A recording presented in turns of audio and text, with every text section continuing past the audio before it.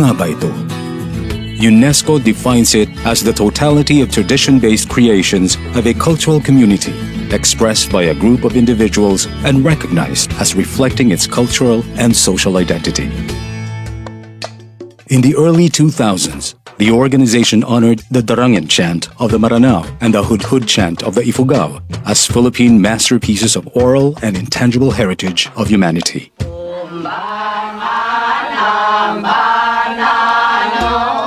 The Hudhud is recited and chanted among the Ifugao only during 4 occasions: harvesting and weeding of rice, funeral wakes, and bone-washing rituals.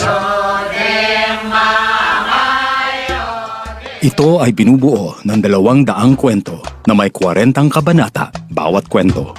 A celebration of heroes, heroines, wealth, and culture.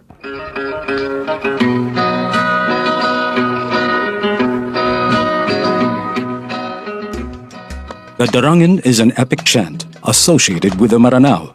Buhay, kamatayan, panunuyo at pagmamahal ay ilan lamang sa mga kwentong napapaloob dito.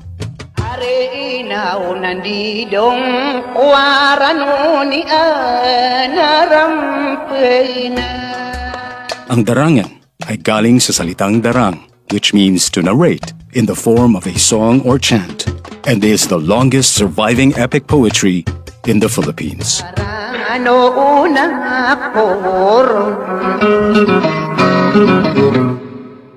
Yan ang Pinoy kultura, because our culture is cool.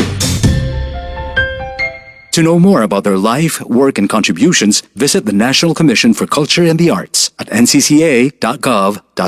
Good news! Ang inyong pinagkakatiwalaang Radyo Pilipinas nasa TV na! Oo, nasa TV na!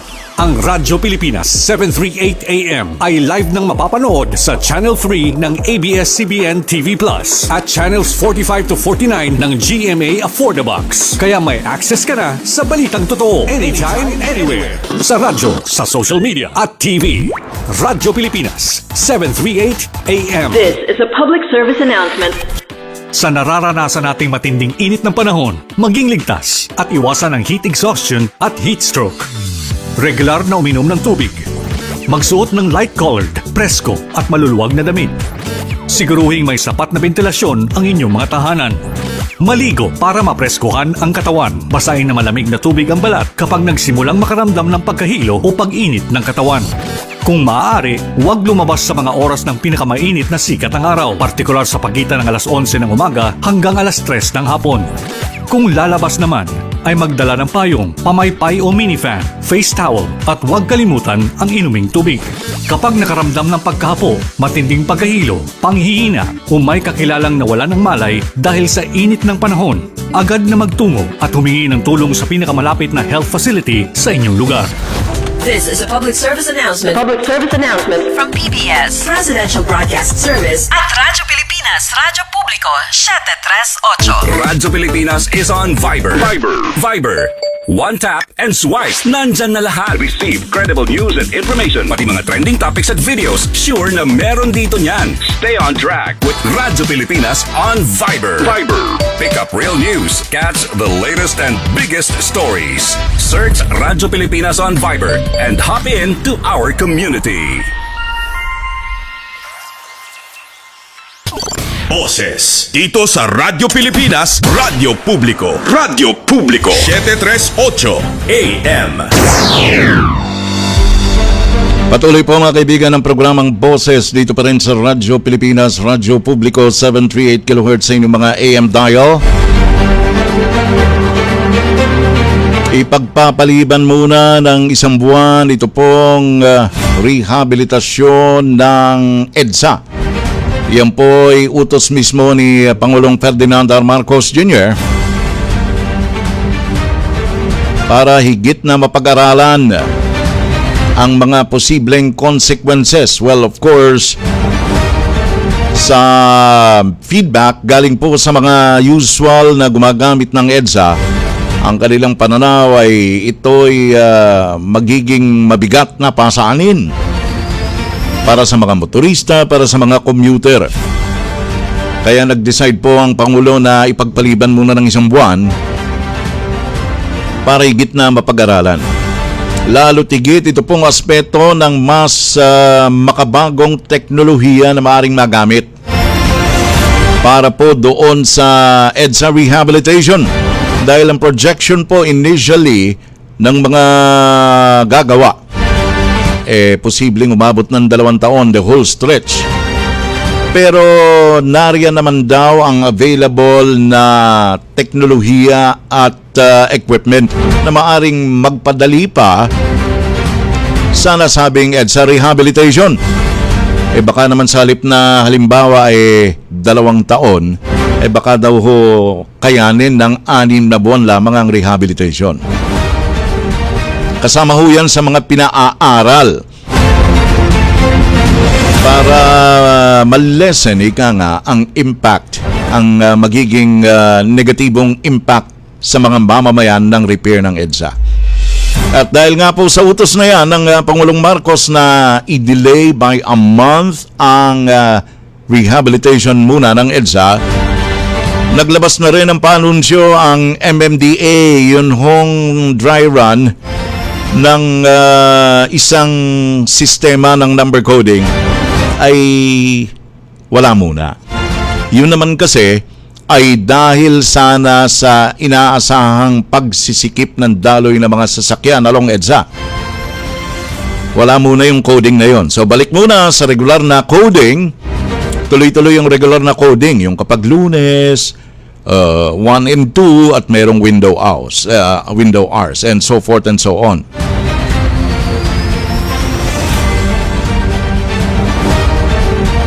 Kaya yan ho inaasahan naman na yung ating mga experts pagdating ho sa traffic management at public works, ay magtutulong-tulong. Of course, nariyan ang Department of Transportation para ho mapag-aralan kung paano higit na mapapabilis ang rehabilitasyon ng stretch ng EDSA to minimize the negative impact, possible negative impacts sa ating mga kababayan. Mga kaibigan, bye-bye time na po kami sa pangalan po ng mga kasama naming naglingkod ngayong Monday morning. Ating mga executive producer, si Alian Corpus, si Christopher Terambolo, thank you. Mga kaagapay natin sa technical side, Rovan Malilin, si Jo Marie Refarial. Sino pa? Baka may nakalimutan ako. Okay na? Nagpapaalam ay si Jobel Lustre. Sorry. Good morning. Nagpapaalam po, pansamantala ko po si Alan Alyanige. Maraming salamat. Isang magandang Monday morning sa inyo lahat. Boses dito sa Radyo Pilipinas, Radyo Publiko. 738 AM. We know you're always on the go. Pero ang mahuli sa balita is always a big no-no. Kaya Radyo Pilipinas is here to keep you updated. Reliable news delivered to you as it happens. Para sure na wala kang mamimiss. Bookmark our website at www.radiopilipinas.ph. Follow us on Twitter at Radyo Pilipinas 1 and like us on Facebook at www.facebook.com/Radyo Pilipinas 1. Together, let's dismiss disinformation. Radyo Pilipinas, 738 AM. Mas pinadali na ang government transactions sa tulong ng eGov.ph Super App. Pwede mo nang magawa ang lahat ng ito. I-download ang eGov app sa iyong smartphone o tablet mula sa App Store o Google Play Store. Pagkatapos, ilagay ang iyong mobile number at i-authenticate gamit ang one-time PIN o OTP para marehistro ang iyong account. Saka ilagay ang iyong mga pangunahing impormasyon at kumpletuhin ang facial recognition technology para sa verifikasyon ng iyong pagkakakilanlan. Para sa mas mabilis at mas maayos na serbisyong panggobyerno, gamitin na ang eGov.ph Super App. Sa patuloy na paghahatid ng balita at pagbibigay serbisyo publiko, kinilala ng prestiyosong Asia Pacific Broadcasting Plus Awards 2025 ang galing at dedigasyon ng Radyo Pilipinas. Patunay ito ng tapat na paghatid ng serbisyo sa mga Pilipino, maparadyo, TV at maging sa makabagong paraan ng paghahatid ng balita sa mundo ng social media. Sa pangunguna ni Presidential Broadcast Service Director Dindo Amparo kasama ang lahat ng kawani ng Radyo Pilipinas.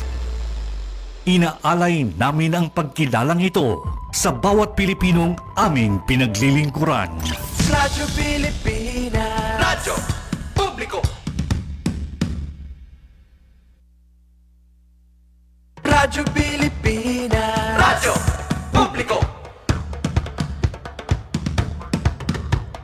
Radyo Pilipinas, Radyo Publiko.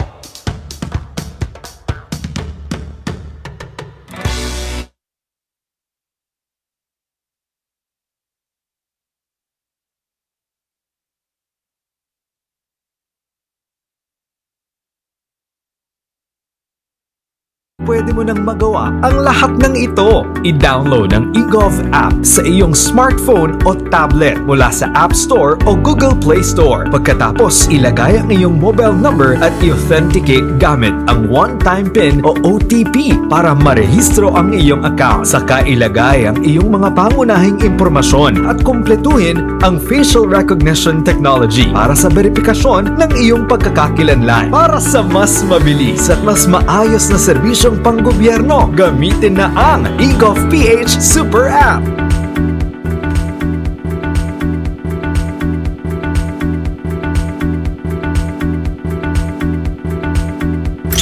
Sa patuloy na paghahatid ng balita at pagbibigay serbisyo publiko, kinilala ng prestiyosong Asia Pacific Broadcasting Plus Awards 2025 ang galing at dedigasyon ng Radyo Pilipinas.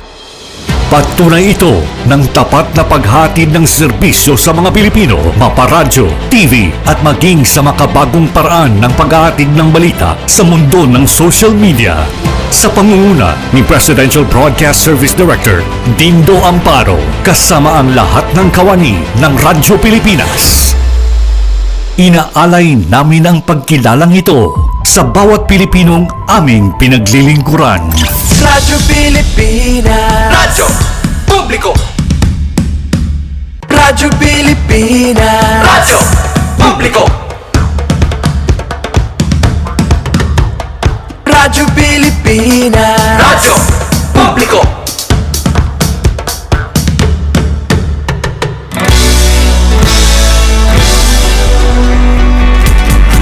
Mahalagang mga balita, napapanahong impormasyon. Kami ang inyong gabay pag may bagyo at sakuna.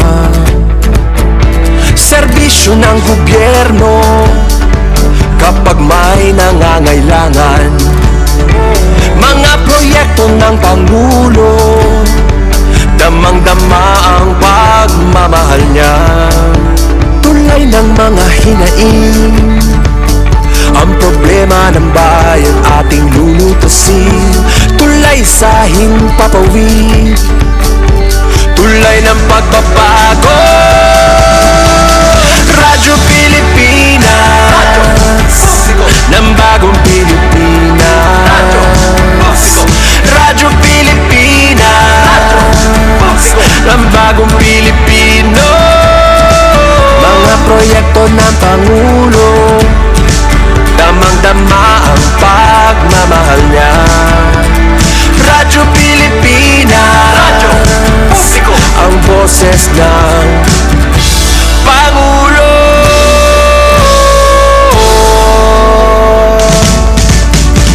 Karamay nyo kami, kahit malayo man kami nakakarating. OFW magsasaka, buhay ay iba't iba, san mang lugar ng bansa natin. Tulay ng mga hinaing, ang problema ng bayan ating lulutasin. Tulay sa himpapawid, tulay ng pagbabago. Radyo Pilipinas, Radyo Publiko, ng bagong Pilipinas. Radyo Publiko, Radyo Pilipinas, Radyo Publiko,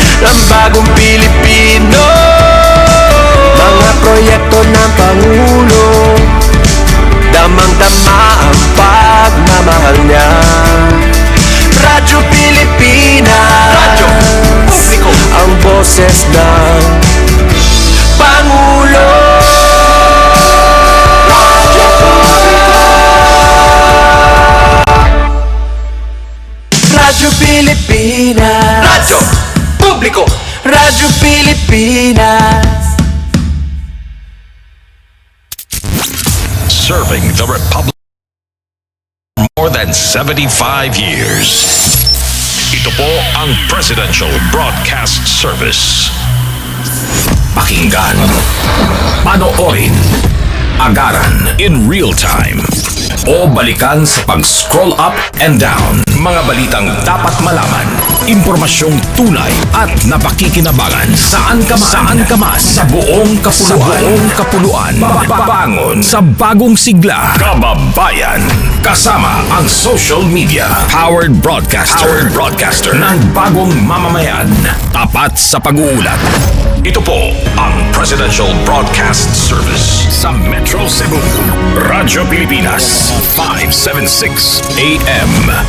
Atong takna may gala dinhi sa DYMR Radyo Pilipinas, Radyo Publiko Cebu, alas 8:02 na sa buntag. Good morning sa atong mga suking tigpaminaw sa Kabisayan ug Mindanao ug kutob sa maabot ning atuang Sibya mga higala sa DYMR Radyo Pilipinas Cebu ug sa atuang mga kuan mga higala no kining mga viewers nato sa tuang Facebook page o sa subscriber mga higala sa atuang kuan kining YouTube channel mga higala. Good morning natong tanan. Kini si Anabelle Lagrosas sa ngalan ni Angeli Valiente mga higala. Ako mong dapiton no sa pagpakig-uban kanamo dinhi sa programang Bangon na Sugbo may gala, bata karong adlaw may gala or kaning mga orasa ipahigayon may gala no naana si Presidente Ferdinand R. Marcos Jr. may gala sa stage no alang niining retirement honors para kang outgoing PNP Chief Marbil mga higala no og ang paghulip na sabunya ni General or CIDG Chief Tory mga higala. So naa no sa ato ang kuan gyud mga higala sa stage inyo kang makita no ang kining maong kuan mga higala. Kalihukan karon pwede ra natong ipakita no ang kining naapod ang EFP chief no dinhi may gala alang sa chains of command ceremony and retirement honors for Police General Romel Francisco Marbil mga higala. So kasamtangan pa nga pambansang awit pa mga higala no. So naa si Presidente Ferdinand R. Marcos Jr. mga higala no. So pwede ra sad ni nato karon aron di ta makakuan mga higala.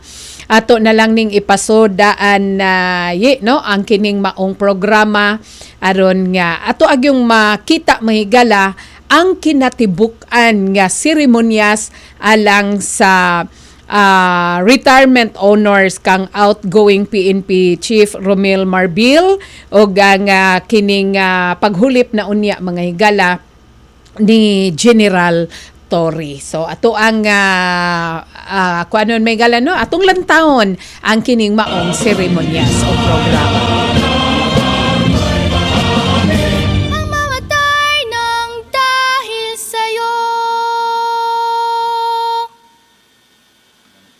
Invocation will be delivered by the Director of PNP Chaplain Service, Police Brigadier General Jaime Serino III.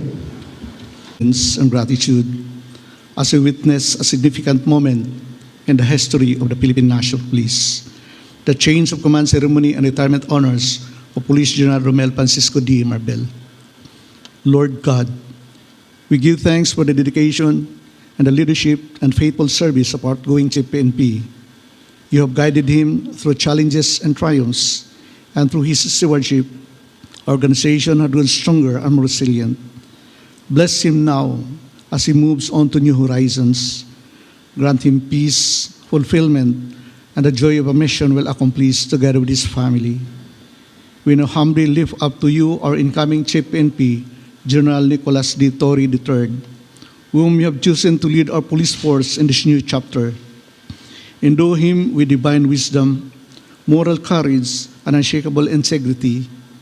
Strengthen him to face the complex demands of peace and order, and help inspire unity, discipline, and professionalism among our ranks. Bless as well our Commander-in-Chief, His Excellency President Ferdinand Romualdez Marcos Jr., as he continues to lead our nation towards progress and peace. We entrust this sacred occasion and the future of the Philippine National Police to your divine will. All this we pray in your most mighty name. Amen. The Son and the Spirit. You may now be seated.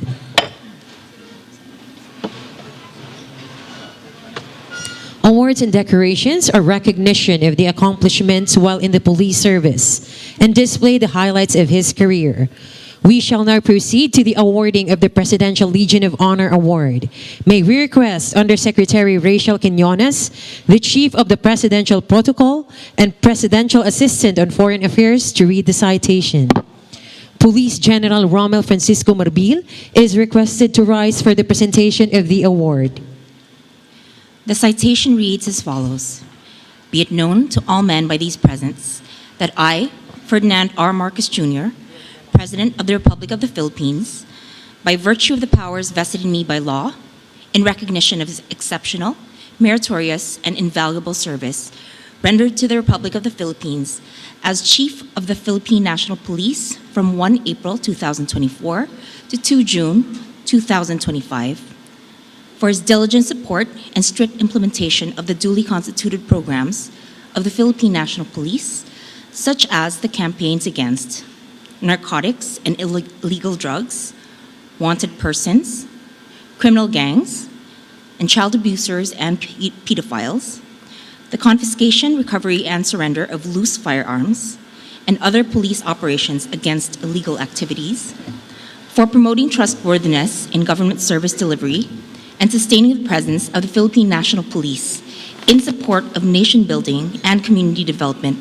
through responsible leadership, responsive service, and social awareness.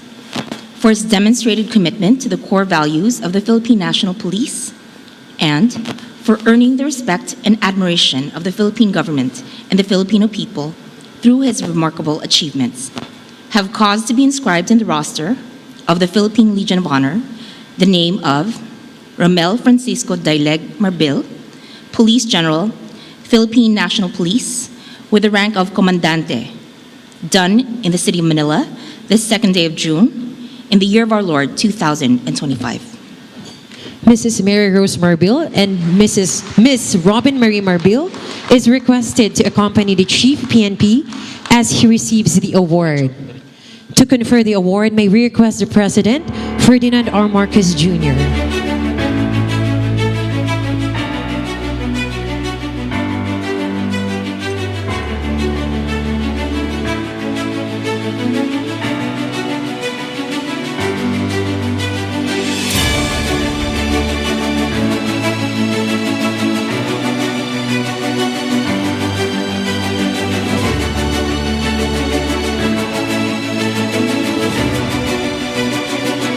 Congratulations, Police General Marbil, sir. And thank you very much, President Ferdinand R. Marcos Jr.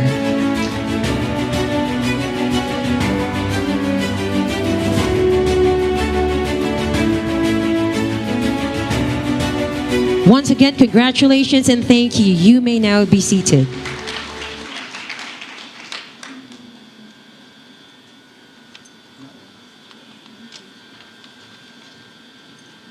The Director for Personnel and Records Management, Police Major General Constancio Chinayog Jr., will now read the termination and designation orders. Republic of the Philippines, National Police Commission, National Headquarters, Philippine National Police, Camp Brigadier General Rafael T. Crame, Quezon City. Termination of designations. Pursuant to General Order Number NHQ-GO-TDS-2025-2797, dated June 2, 2025.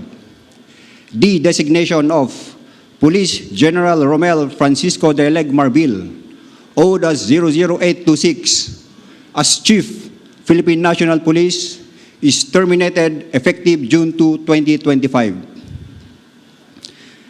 The designation of Police Major General Nicolas Deloso Torre III, O-06117, as Director, Criminal Investigation and Detection Group is terminated effective June 2, 2025. Designation. Pursuant to General Order Number NHQ-GO-DES-2025-2799, dated June 2, 2025.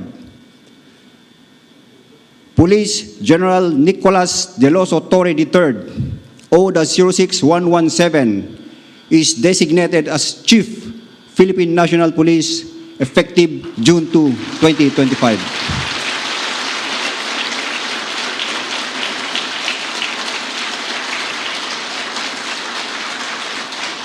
By command of President Ferdinand Romualdez Marcos Jr., Official, Juanito Victor C. Remulla, Secretary, Department of the Interior and Local Government. Signed, Constancio T. Chinayog Jr., Police Major General, the Director for Personnel and Records Management. The outgoing Chief PNP Police General Romel Francisco Marbil will now read and sign the order for his relinquishment of command. Relinquishment of command pursuant to General Orders Number NHQ-GO-TDS 2025-2797, National Headquarters, Philippine National Police, dated June 2, 2025, I hereby relinquish my position as Chief of the Philippine National Police effective June 2, 2025, and I sign. The incoming Chief PNP Police Major General Nicolas Torre III will now read and sign the order for his assumption of command. Pursuant to General Orders Number NHQ-GO, DES 2025-2799, National Headquarters, Philippine National Police, dated June 2, 2025, I hereby assume the position as Chief Philippine National Police effective June 2, 2025, and I sign. We shall now witness the turnover of command symbol. May we request the President of the Republic of the Philippines, His Excellency Ferdinand R. Marcos Jr., to rise and administer the ceremonial turnover. The turnover of the Chief PNP symbol signifies relinquishment of the outgoing Chief PNP and acceptance of the incoming Chief PNP of the duties and responsibilities that goes with position.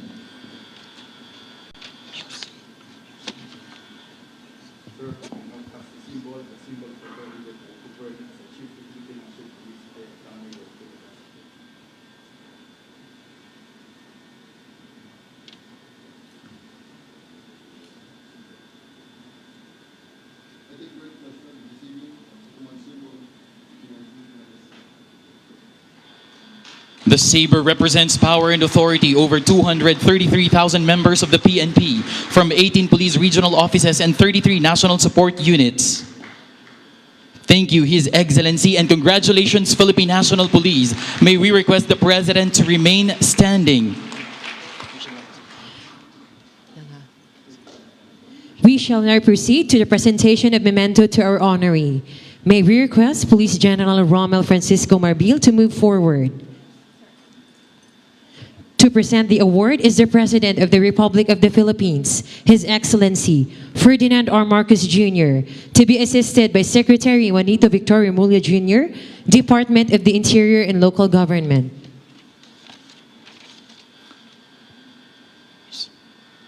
The command saber is given to our honoree as a symbol of power and authority that comes with leadership, exercised with integrity, discipline, and a deep sense of responsibility toward those under his command.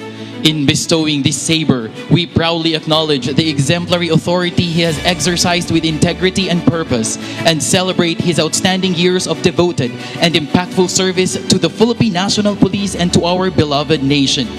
It stands as a lasting emblem of his legacy, dedication, and unwavering loyalty to the core values of the organization. Congratulations, Sir Police General Romel Francisco Marbil. And to our presenters, His Excellency, kindly be seated.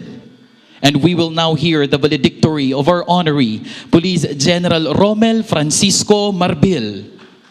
A round of applause, please.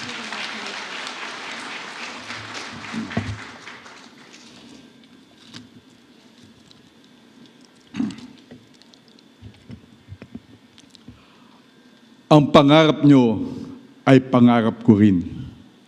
Matatag na ekonomiya, maayos na lipunan, at maayos na kapulisan. Our Excellency, natupad ko po. Thank you so much.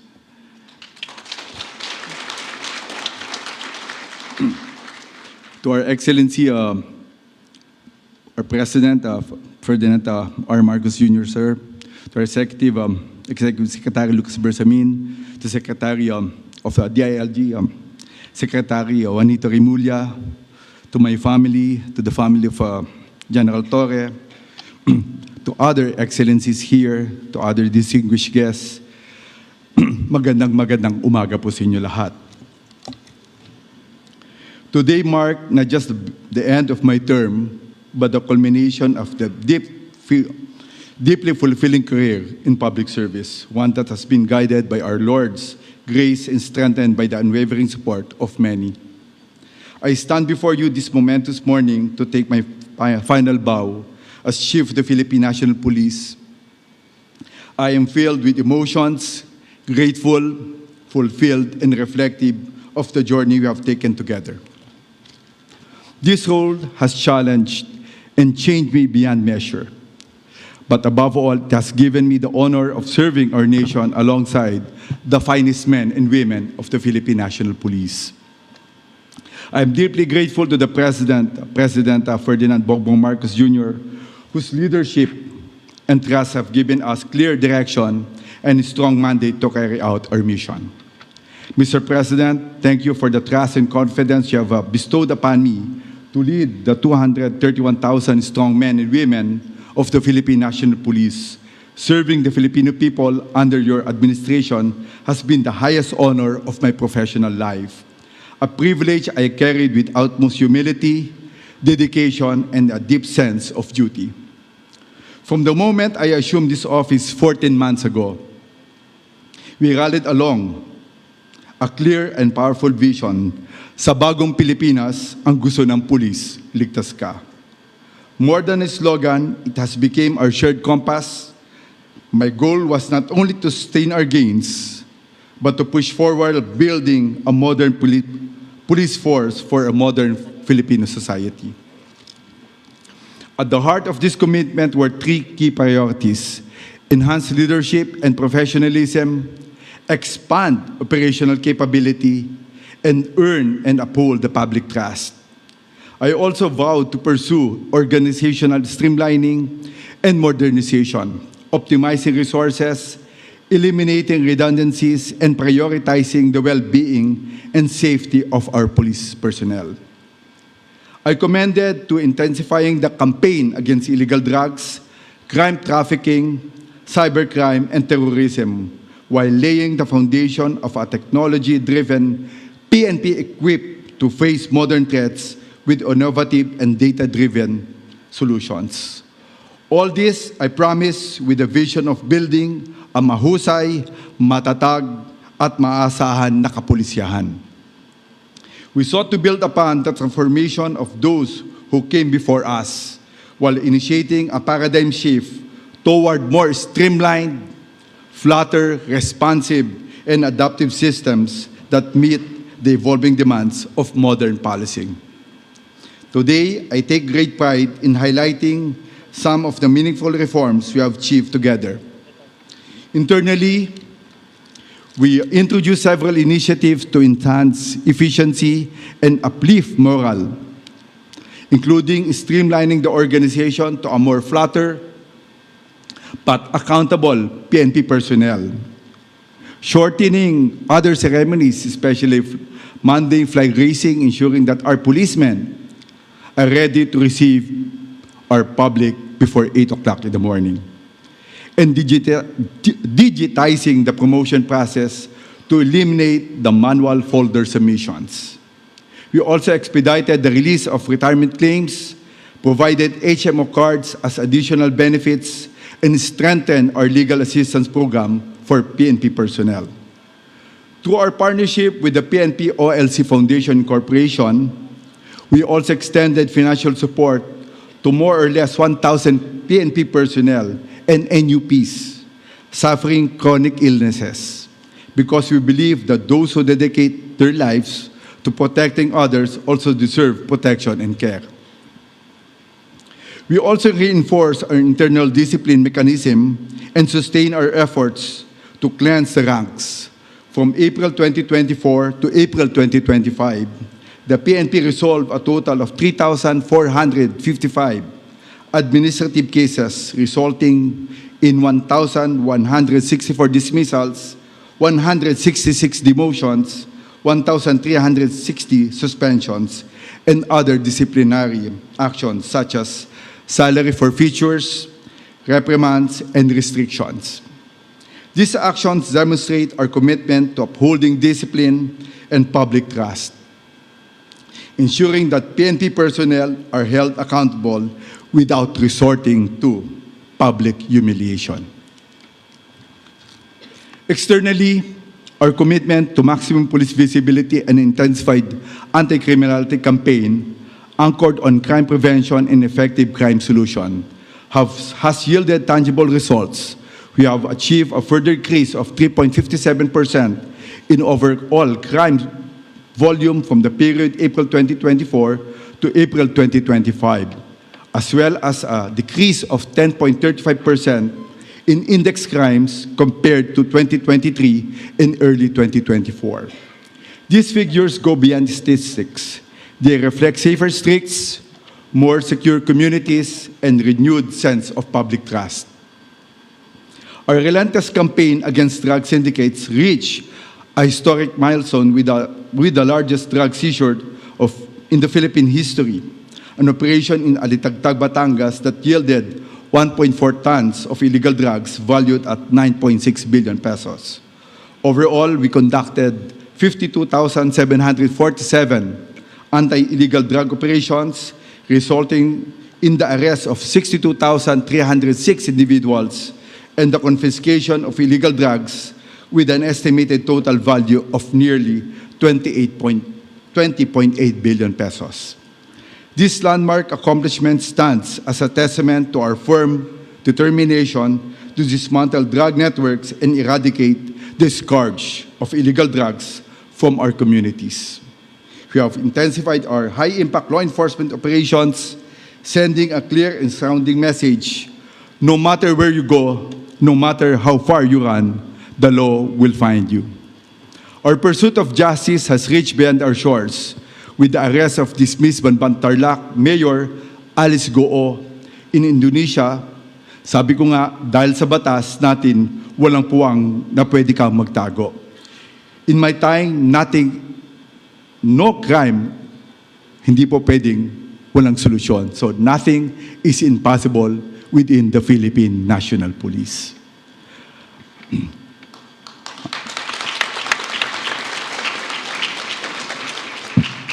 We also captured Teddy Mejia in Dubai, one of the world's most wanted human trafficker.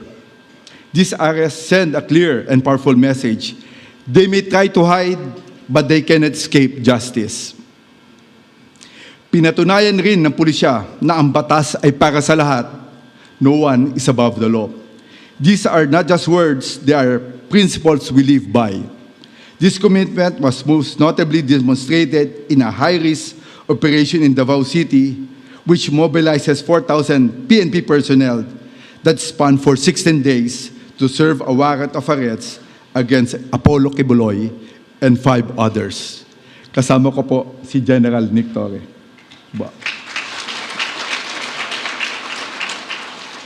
Who are facing serious charges of human trafficking and sexual abuse.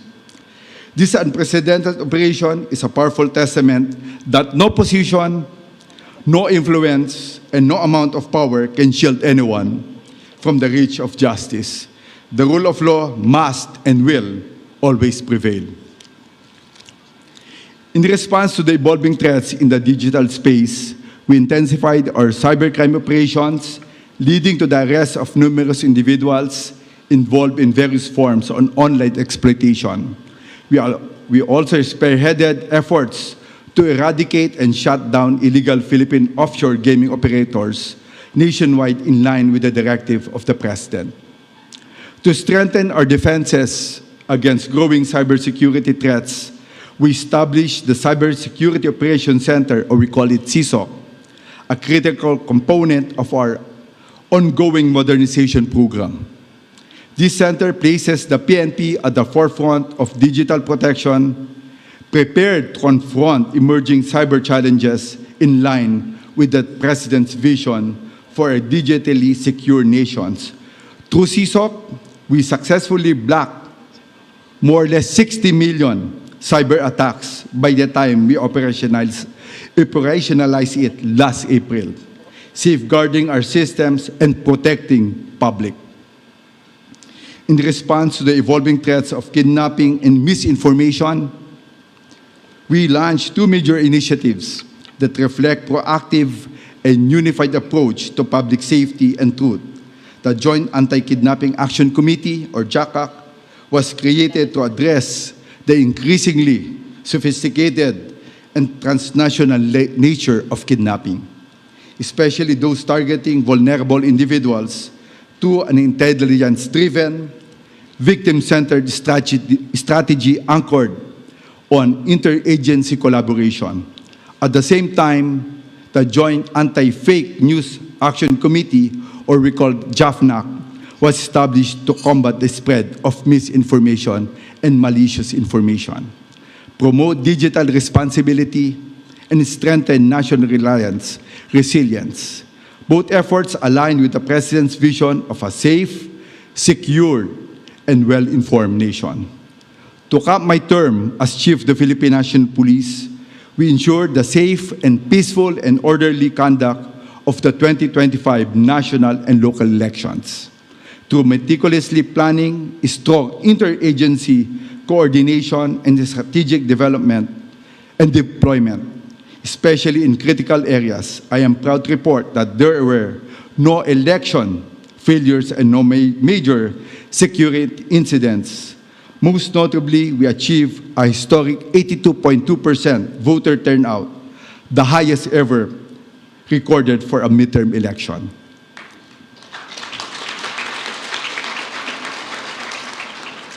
Marking a defining achievement of this leadership and reflecting the growing trust of our people in the electoral process and in the Philippine National Police.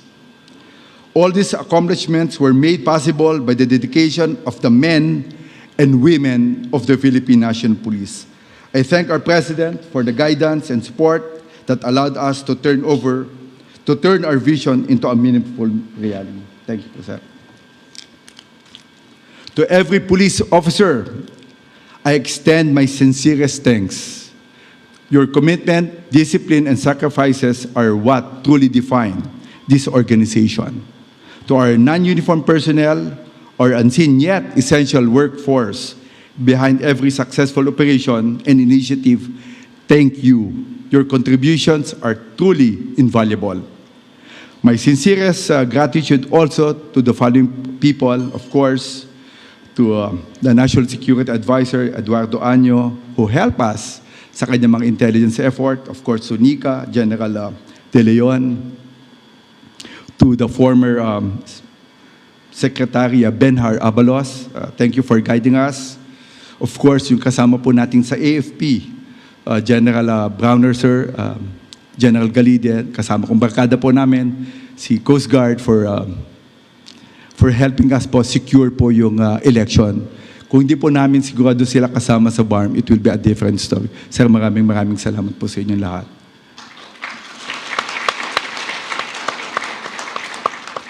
And to other agencies, I will not mention all the names kasi marami po. Talagang malaki po yung tulong nyo. Kung hindi lang po sa inyo, at sigurado hirap na hirap yung Philippine National Police. As we're talking about, sabi ko nga kay Nick Torre, kung hindi po tumulong yung mga tao dito na sinasabi ko, hindi ko lang mabanggit lahat, it will tatagal po. Sigurado 50% we will not achieve what we have done right now. So maraming salamat po sa inyo lahat. Of course, our diplomatic counterparts, ma'am, all of it. To partner agencies, to every Filipino who stood with us, thank you for believing in us, for standing, and for being part of our shared pursuit of progress. To my family, my wife Rose, and my daughter Robin, thank you for being my constant source of strength, love, inspirations. To my parents and my brothers and relatives, thank you po for your all support. To my classmates and my friends and who have walked with me throughout this journey, maraming salamat sa inyong tiwala at suporta. As I turn over the duties and responsibility of heading this organization to General Nicolas Torre III, I do so with confidence and optimism. He is a proactive, hardworking, and dedicated leader, and I'm certain that the Philippine National Police will continue to thrive under his command. General Torre, congratulations.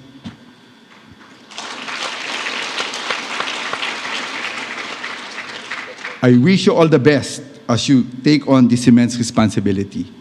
The men and women of the Philippine National Police will continue to be your greatest strength as they have been mine. And now I step away from the helm. I am reminded of the saying in the military, old soldiers never die, they just fade away. Pero sa police po, iba po kami. Cops never die, they simply disappear in style. Kami lang po. Iba talaga kami. So looking back on all that we have accomplished, the challenges we surpassed, the victories we claimed, and the values we upheld, no achievement is greater than having brought dignity to this uniform. Taas noo ko pong ipagmamalaki na masarap iwanan ang serbisyo na maayos ang organisasyon at may respeto at tiwala ang tao sa pambansang kapolisihan. So again, sa bagong Pilipinas, ang gusto ng pulis, sigaw lang natin para marinig naman yun sa ibang country kasi kinakabahan sila. Sa bagong Pilipinas, ang gusto ng pulis! Lakasan pa rin natin. Boss, yung mga RD natin, dapat marinig kasi dapat marinig sa abroad. Sa bagong Pilipinas, ang gusto ng pulis! Maraming salamat po. Thank you very much for your service, Police General Romel Francisco Marbil. You may now be seated.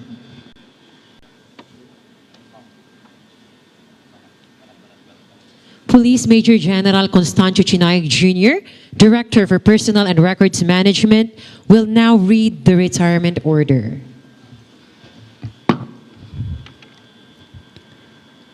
Retirement. Pursuant to General Order Number NHQ GO-CR 2024-1046, dated February 29, 2024, and General Order Number 24, dated February 7, 2025. Police General Romel Francisco Daleg Marbil, O.00826, is compulsorily retired from the PNP service effective February 7, 2025, and is extended until June 2, 2025. By command of President Ferdinand R. Marcos Jr., Official, Edgar Alan O. Cubo, Police Lieutenant General, the Chief of Directorial Staff. Signed, Constancio T. Chinayog Jr., Police Major General, D. Director for Personnel and Records Management. Thank you once again, sir. You may now be seated. We shall now come to the opening and donning of ranks of the newly appointed Chief of the Philippine National Police. The Director for Personnel and Records Management, Police Major General Constancio Chinayog Jr., will now read the promotion orders.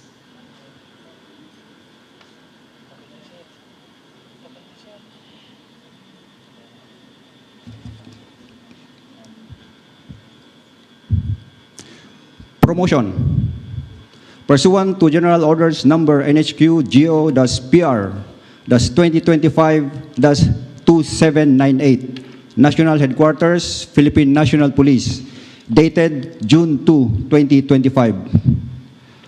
Police Major General Nicolas Deloso Torre III is promoted to the rank of Police General in permanent status effective June 2, 2025.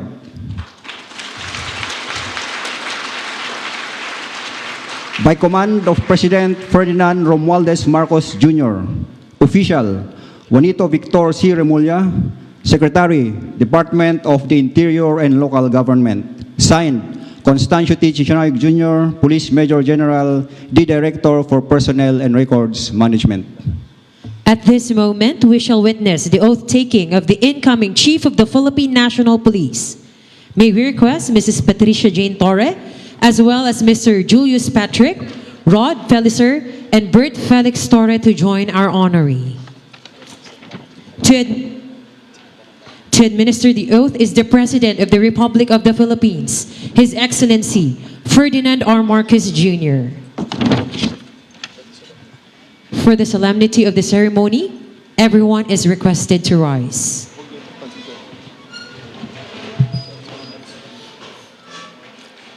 Very well. Please raise your right hand and repeat after me. Ako si, ang inyong pangalan, Ako si General Nicolas Torre III na itinalaga sa katungkulan bilang ang inyong katungkulan na itinalaga sa katungkulan bilang Chief of the Philippine National Police ay taimtim na nanunumpa. Natutuparin ko ng buong husay at katapatan. Natutuparin ko ng buong husay at katapatan. Sa abot ng aking makakaya. Sa abot ng aking makakaya. Ang mga takdang gampanin ng aking bagong katungkulan. Ang mga takdang gampanin ng aking bagong katungkulan. Kalinsabay nito'y nangako ako. Kalinsabay nito'y nangangako ako. Sa ngalan ng Republika ng Pilipinas. Sa ngalan ng Republika ng Pilipinas. Na aking itataguyod. Na aking itataguyod. At ipagtatanggol ang saligang batas. At ipagtatanggol ang saligang batas. At tunay na mananalig at tatalima ako rito. At tunay na mananalig at tatalima ako rito. Nasusundin ko ang mga alituntunin. Nasusundin ko ang mga alituntunin. Mga kautosang legal. Mga kautosang legal. At mga dekretong pinaiiral ng mga sadyang itinakdang may kapangyarihan. At mga dekretong pinaiiral ng mga sadyang itinakdang may kapangyarihan. Sa ilalim ng Republika ng Pilipinas. Sa ilalim ng Republika ng Pilipinas. At kusa kong babalikatin. At kusa kong babalikatin. Ang pananagutang ito. Ang pananagutang ito. Na walang anumang pasubali. Nang walang anumang pasubali. O hangaring umiwas. O hangaring umiwas. Kasihan nawa ako ng Diyos. Kasihan nawa ako ng Diyos. Congratulations, sir. The audience may now be seated. And at this time, we will now witness the donning of ranks of the newly appointed Chief of the Philippine National Police. May we request once again His Excellency the President for the donning of ranks to our newly installed Chief of the Philippine National Police. The new rank insignia is being donned by the President of the Republic of the Philippines, together with Mrs. Patricia Jane Torre, the spouse of our newly appointed Chief of the Philippine National Police.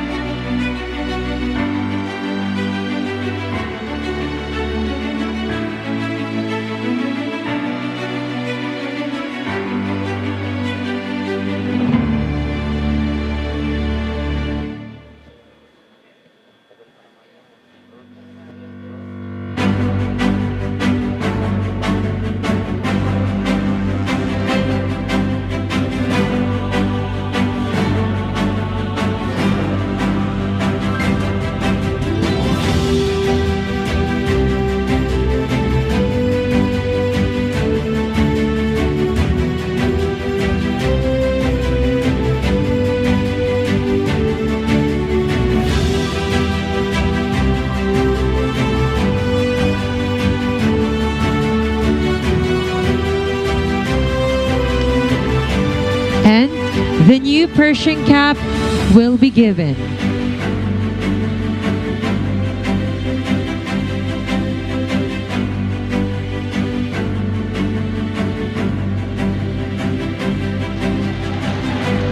Thank you very much, and hail to the new Chief of the Philippine National Police.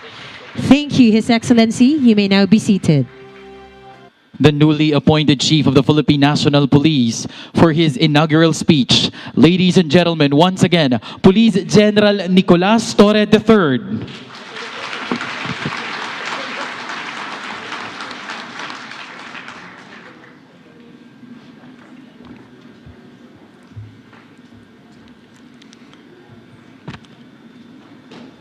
His Excellency Ferdinand R. Marcos Jr., President of the Republic of the Philippines,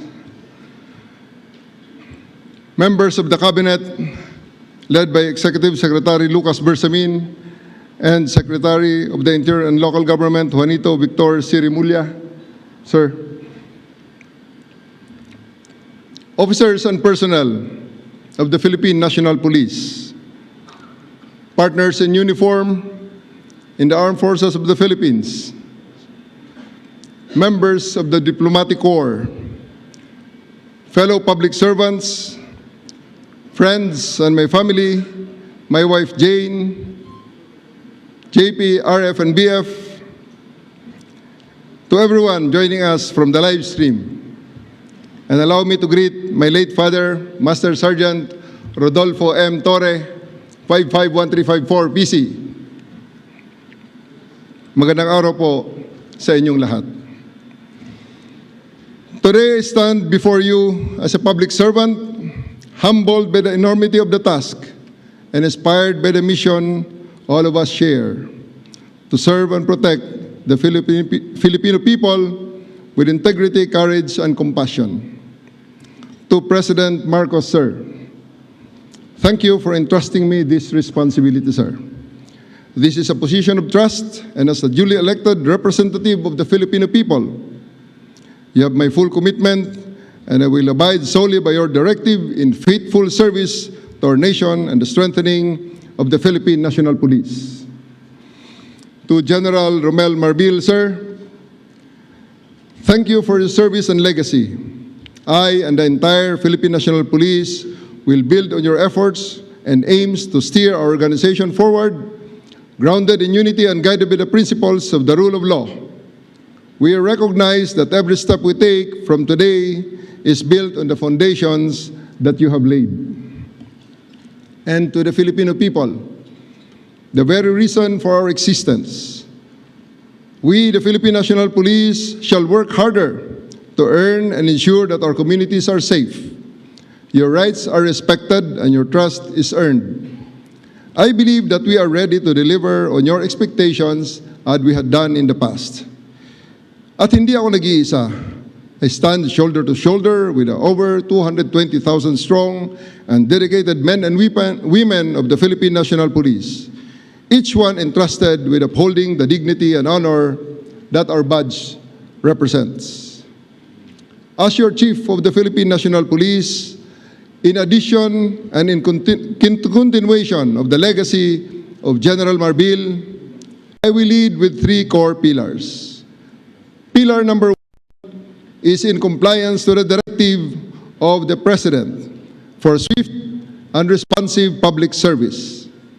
We will institutionalize a 3-minute emergency response time in major urban centers, and this had been done already during my term in Quezon City in the 3-minute response time project. This is not just a benchmark, it is a lifeline. Every call for help deserves immediate attention and action. We will be present. Makikita nyo kami sa kalsada, sa komunidad, sa palengke at sa bawat lugar na kinakailangan ng ating presensya para magbigay ng kapanatagan at ng kalooban. Kung nasaan man ang bawat Pilipino, sila ay ligtas. To support this, we must ensure pillar number 2, unity and morale within the ranks. A divided force cannot defend a nation, thus we will strengthen our core from within, guided by discipline, mutual respect, and leadership by example.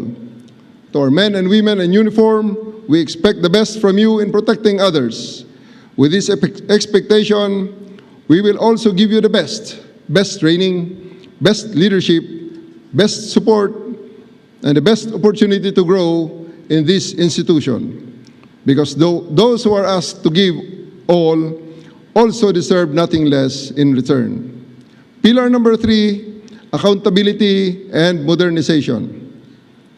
In support of the President's reform agenda and of key pillar number 1 on swift and responsive public service, we will modernize our systems, enhance our investigative tools, and adopt innovative technologies that protect rights while ensuring order. In support of these 3 pillars, I give you these 3 promises. Una, sa buong kapulisan, nandito ako at ako ay lagi niyong kasama. Sabay nating harapin ang lahat ng hamon ng ating organisasyon at sabay nating pangalagaan at itaas ang dangal ng ating uniforme. But I will ask something from you in return of this promise. Sa ilalim ng aking pamumuno, action will be rewarded. Hindi sapat ang pogi points. We will reward those policemen who will work hard on our 3 pillars. Respond to public swiftly, unite and uplift the morale of your fellow public servants, and hold yourself and others within the ranks accountable. Real talk lamang. No need for endorsements under my leadership. Appointments will be based solely on merit, and only the most competent will be entrusted with the right positions in the right places. Deliver excellence in your police work. File affidavits, execute warrants, bring criminals to justice, raise your hands in front of judges and fiscals, and provide evidence against these criminals to support their conviction, and you will be recognized and rewarded. Of course, I have to reiterate that all of these actions must be done within the ambit of the law, evidence-based, and rights-respecting. I challenge each and every member of the PNP to be louder than me, not only in words, but also in action. When you're doing extraordinary things for the people, you deserve to be heard and recognized. Magubanta sa pagserbisyo nga matinud-anon.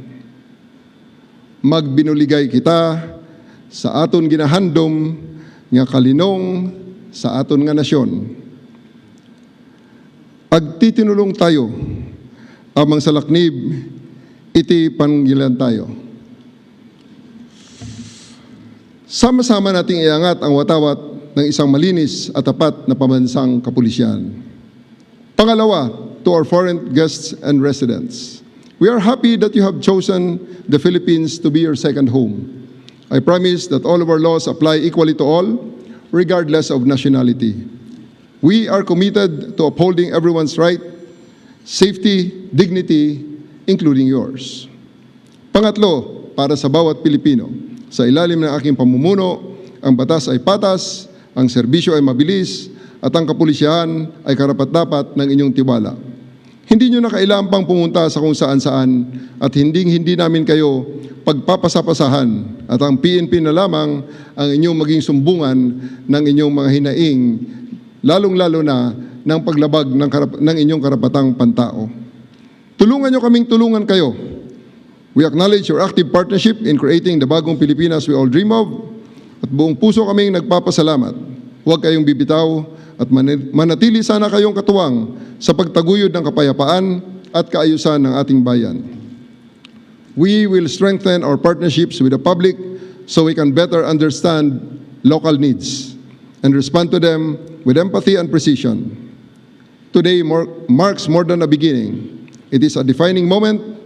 Thus, let us seize it with unwavering courage, grounded in humility and a relentless commitment to serve the Filipino people with honor, excellence, and integrity. Maraming salamat po. Mabuhay ang pambansang pulisya, mabuhay ang bagong Pilipinas, mabuhay ang sambayanang Pilipino, at sa bagong Pilipinas, ang gusto ng pulis, ligtas ka! Maraming salamat po. Thank you very much and congratulations Police General Nicolas Torre III.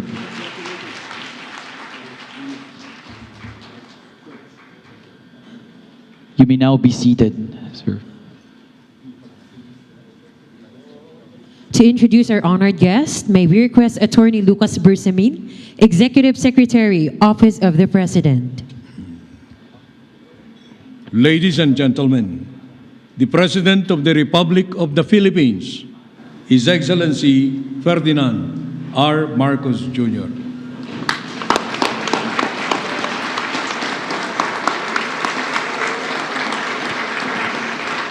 Thank you, Executive Secretary Luke Bersamin, for your introduction. Please take your seats.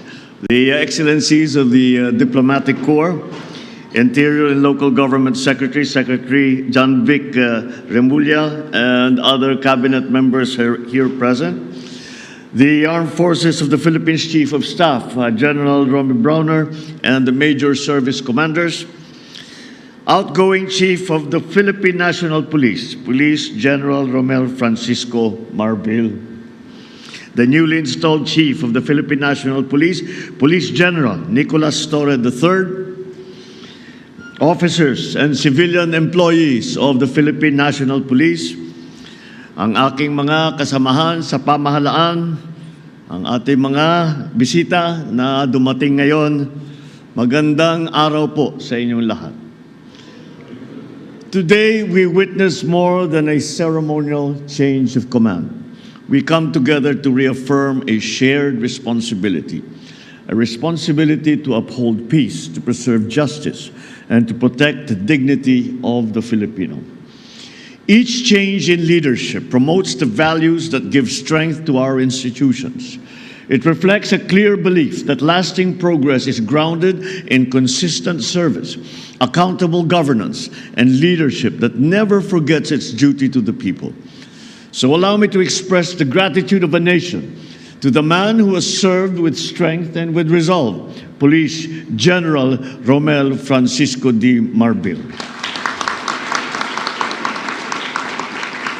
General Marbil, you led the PNP with a compass firmly set on integrity, professionalism, and respect for human rights. In your stewardship, the PNP became a more people-centered, structured, and regulated institution.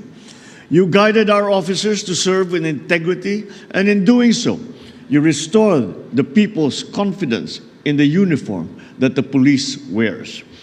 In moments that tested our resilience, from disaster response to crisis management, from general public safety to the conduct of a credible and peaceful 2025 national and local elections, you showed us what a smart, capable leadership looks like. Sa ilalim ng inyong pamumuno, naging sandigan ng pamahalaan ng kapulisan na sa paghahatid ng tulong, pagbibigay ng proteksyon at pagtataguyod ng karapatang pamtao. Ipinakita ng PNP na walang katumbas ang buhay ng tao. Mga buhay na nailigtas, napaglingkuran at natulungang makabangon. And for this, General Marbil, we are truly grateful.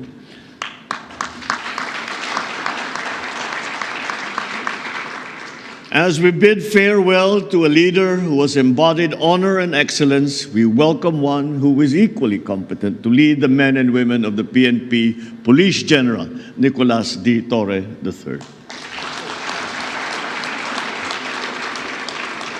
Your assumption of command comes at a time that calls for clarity, for courage, and for conviction. These challenges that we face are evolving. We have transnational crime, cyber threats, extremist violence, and even police misconduct. At the same time, the opportunities to earn trust and improve public service have never been more reachable. Your leadership will help define what kind of police force we continue to build. One that acts with precision, responds with compassion, and stands as a pillar of accountability. Hamon ko sa iyo, panatilihin mong malinis at marangal ang hanay ng ating mga kapulisan. Bilisan ang investigasyon sa mga kaso laban sa mga pulis na lumabag sa batas upang maibigay natin ng hustisya sa lalong madaling panahon. Paigtingin din ninyo ang presensya ng kapulisan sa mga lansangan. Siguruhin mas maraming pulis na umiikot sa mga kalsada at nagbabantay sa ating mga komunidad. lalo na sa lugar na madalas ang krimen at kaguluhan. Kapag kailangan ng taong bayan, dapat may pulis na agad nagre-responding. Iparamdam natin sa mga Pilipino na may pulis na handang dumamay at pagtanggol sa kanila sa lahat ng oras. Sa tulong ng PIDEA, ipagpatuloy ninyo ang paglaban sa illegal na droga. Magsagawa pa rin tayo ng drug seizures at tiyakin na sasampahan ng kaso ang mga drug dealer at mga drug lord. Patuloy din kayong magmatyag sa ating mga komunidad para kahit ang small time ng mga drug dealers ay wala ring ligtas. Hindi dapat natatakot ang estudyante o ang mga manggagawa, motorista, magulang na maglalakad sa kalsada umaga man o gabi. Bilang alagad ng batas, inaasahan ang buong kapulisan na kumilos ng marangal, maglingkod ng katapat at maging sandigan ng ating mga kababayan. Iwasan ninyo ang paggamit ng pribilehiyo para sa pansariling benepisyo. Maging instrumento kayo sa katuwiran, kapayapaan at kaunlaran. Continue to engage with communities and partner with local governments and stakeholders. Strengthen your cooperation with all the other agencies. And above all, center every initiative on the needs, the rights, and the welfare of each Filipino. Let your badge be your daily pledge, not to command, but to serve with integrity. Let every decision uphold the law, and let every gesture reflect the quiet dignity of true public service. May the PNP become a source of hope and reassurance to every community that you protect. This change of command ceremony is a renewed promise, a clear mandate to champion peace, to serve with honor, and to move our nation forward with dignity. Together, let us shape a bagong Pilipinas where every citizen is disciplined and obeys the laws, where every police personnel is a role model worthy of trust, of respect, and where the standard of keeping our people safe is high. Maraming salamat at mabuhay ang PNP, mabuhay ang bagong Pilipinas. Thank you, Mr. President. Ladies and gentlemen, His Excellency Ferdinand R. Marcos Jr. The audience may now be seated. And at this time, the PNP would like to present a memento to the President. May we request the outgoing Chief PNP and the newly appointed Chief PNP to present the memento to our guest of honor and speaker.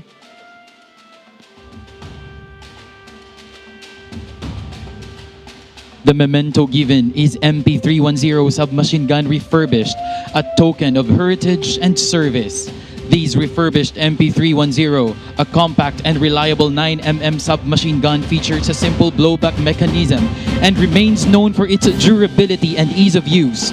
Once issued to the Philippine Constabulary and later the Integrated National Police, it was used by the Philippine National Police during the 1970s, primarily for counterinsurgency and internal security operations.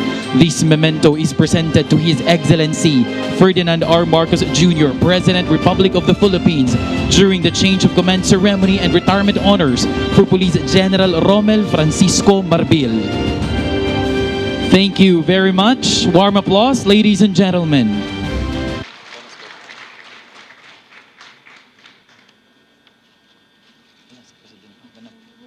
Mga higala, inyong nabati ang pakigpulong ni Presidente Ferdinand R. Marcos Jr.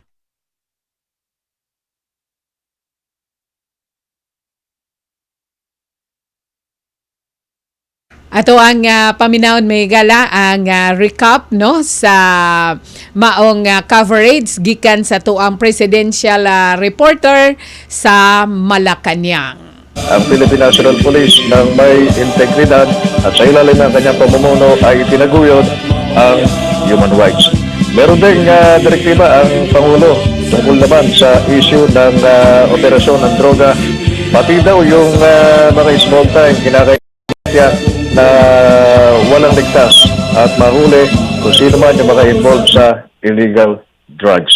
So yan ang ilan sa mga naging bahagi ng talumpati ni Pangulong Ferdinand R. Marcos Jr. kaugnay itong change of sa Campo Crame na kung saan may bago na tayong CPNP sa katawan ni PNP Chief General Nicolas Torre. Para sa Bagong Pilipinas, Alvin Baltasar, Radyo Pilipinas, Radyo Publiko. Mga kadto mga higala no ang hamubo nga recap ni Mr. Alvin kan may gala nga to ang presidential reporter no may kalabutan mga higala sa pagretiro na no paghatag og pasidungog sa pagretiro ni Police General Romel Francisco Marbil mga higala no di na gipasidunggan siya ug gihatagan og pag-ila sa iyang nabuhat si PNP chief unya supposedly adto pa day siyang February 7 nga mo retiro may gala but it was extended until today June 2 mga higala tungod to sa nagsingabot no nga hatol ng bayan 2025 mga higala no so sa iyahang parting kuan may gala message no kaniyang giingon no nga old soldiers never die but fades away mo nang sa military may gala pero sa pulis ko no lahi gyud ang ila cops never die but will simply disappear in style mga higala so iya pong gipalahi no ang iyahan so mo na may gala og dako siya og pagsalig no kang PNP chief bag-ong happy sa kapulisan may gala nga si Police General Nicolas Torre III may gala sa iyang katakos nga mamuno no mangulo sa PNP mga higala no so matod ni General Torre may gala nga under his watch no magkuyog silang tanan alang sa kuano kaning pagpakigbatok sa kriminalidad din ang ila region tinguha mahigala no ang kining slogan nga sa bagong Pilipinas ligtas ka no and mahitungod sad mahigala no sa kining kuan mahigala kining